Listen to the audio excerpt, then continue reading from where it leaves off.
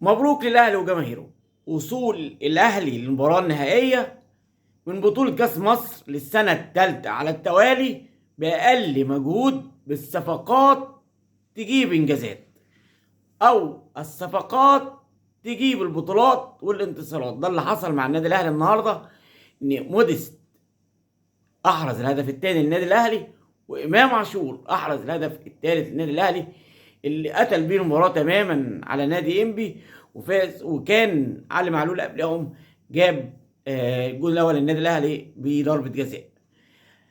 النادي الأهلي النهارده بأقل مجهود مع نادي إنبي عميد الأندية البترولية قدر إن يوصل للمباراة النهائية، وبينتظر الفايز من نادي الزمالك وبيراميدز في المباراة النهائية، وهتكون مباراة نارية بين أحد أقطاب الكرة المصرية مع النادي الأهلي. مارس الكرة النهارده بيأكد مرة تانية وتالتة ورابعة إنه مدرب كبير، وكان يستحق بالفعل تدريب النادي الأهلي.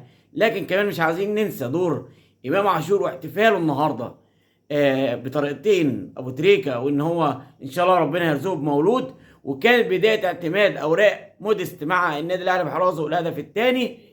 ومحمد عبد المنعم النهارده اللي أبدع في خط دفاع النادي الأهلي، وكمان محمد الشناوي على رأي كابتن أيمن الكاشف. مفيش نادي بطل إلا بحارس بطل.